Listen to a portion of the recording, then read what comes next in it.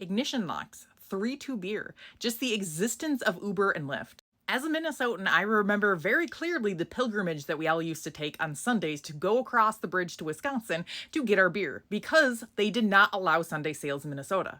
But was there actually a scientific reason for this pilgrimage? Around the world, rates of drunk driving are decreasing. So, what is the reason for this? What policies work and which ones don't? So first, just having a minimum drinking age of 21 seems to work decently well in preventing drunk driving crashes. And this is true of that zero tolerance policy for anybody under 21 too. The zero tolerance policy is saying that if you were under 21, no amount of alcohol can be in your system if you're driving. And this does limit drunk driving crashes if people are aware of it. We also see that decreasing that maximum amount of alcohol in your system from 0.1 to 0.08, that seems to reduce drunk driving too, as well as making these rules per se. So that is basically saying that if you get pulled over and your blood alcohol content is above 0.08, it doesn't matter what other evidence you have. That is enough to say that you are driving drunk. We also see that just taking away someone's license immediately, so basically saying, nope, you are pulled over for drunk driving, your license is gone, that seems to prevent drunk driving in the future. So it seems like suspending it for 3 months or less, that doesn't do anything. That is not enough of a punishment to deter that crime. But if you have a 12 to 18 month suspension, that seems to work decently well. Now, there's an important caveat here. There is a recommendation that people should have the ability to continue driving to places where they need to go. But just restricting someone's license makes it very difficult for people to do kind of the day-to-day things they need to, including work to pay the fines for getting that suspension. We also see that doing things specifically for teens kind of works. So that graduated licensing where they get their permit first and then they have the official license, and then you go super far backwards if you end up having any sort of ticket during that time, that seems to help teenagers actually be able to progress properly and stop with some of the risky behavior like driving drunk.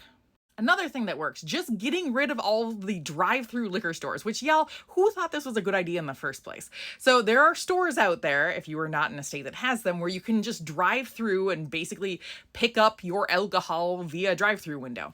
Unsurprisingly, the people who are more likely to use these are people with heavy alcohol issues. And also, perhaps unsurprisingly, it was minors. So the youth were using them to buy alcohol at a much greater level than they could in something like a bar. It is actually harder for minors to buy alcohol at a bar than it is for them to buy alcohol at a liquor store, and especially a drive-through liquor store, according to the science. So when you ask people who just got a DUI where they got their liquor, a lot of them reported that they had gotten it at a drive-through liquor store. And they were more likely to be drinking in the car if they had gotten it through the drive-through too. And surprise, when they got rid of drive-through liquor stores in certain states, the rates of fatal motor vehicle crashes due to alcohol were decreased. This is true for basically everything involving alcohol. If you make it harder for people to get a hold of that alcohol, it's going to be harder for them to drive drunk as well. So doing things like increasing taxes or not allowing sales on Sundays or even allowing just kind of lower alcohol level beer like 3-2 beer, which is where you can buy beer that is at a 3.2% or lower ABV, that does seem to decrease people being drunk, and that does seem to then decrease them driving drunk. And when people switched and started allowing sales then on Sunday, motor vehicle crashes increased and so did crime. So maybe Minnesota has it right. Another thing that could really help, literally just enforcing the laws more.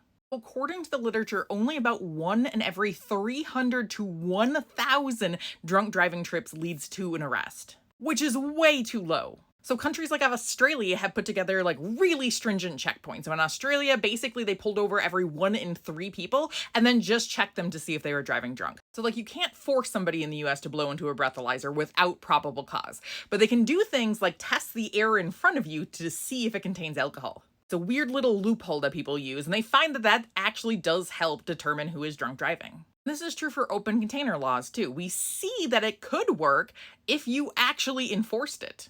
When you don't enforce it, people think that they can get away with things and they're more likely to try. And the psychological side of this literature suggests that that's true too. So the severity of the crime does not seem to matter. It is whether or not you're actually going to be caught for it. Now, all of those things have been shown to work well. What about the things that don't necessarily work as well? Rideshare programs where you either have rides available for things like specific holidays or where you just have more Uber and Lyft available, that might help, but it depends on if people are actually using them. So a lot of the people who should be using them probably aren't.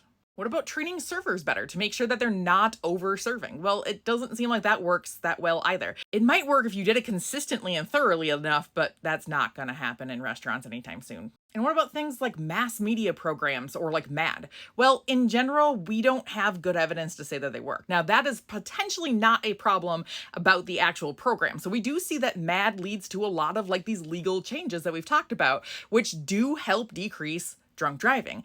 But the problem is that they're typically all implemented at the same time. So usually we have a ton of checkpoints along with a thing saying, hey, there are a ton of checkpoints. And so you can't really disconnect that mass media message with the actual program. Now, what about the idea of just assigning a designated driver? This does not actually work that well. They found that when they pulled over people, designated drivers were actually typically likely to have a higher blood alcohol content than anybody else on the road. This might actually be riskier for the passengers because it suggests that they can now drink to excess. So DDs are actually probably worse than some of these other ideas. Now, what about the people who've already had a DUI? Are there any things that work better to prevent them from driving drunk again? Rehab might work. Jail does not seem to actually stop them from driving drunk again. But there are things that might work. So ignition interlocks that are mandatory, that seems to be beneficial. And also things like lowering their maximum amount of alcohol in their system compared to somebody who's never had a DUI. So making the maximum limit 0.04 versus 0.08, that seems to work decently too. Now, one of the major issues for all of this is that it's really hard to study. Like, we just kind of assume that most single vehicle fatal crashes might have something to do with alcohol or drugs. But that might not be a great measure. And we also see that people who are driving under the influence of alcohol are more likely to do other things that make them more likely to crash too. So it makes it a little bit harder to pull apart the alcohol effects here. So they are more likely to run a red. They're more likely to not wear a seatbelt. They're just kind of driving more uninhibited.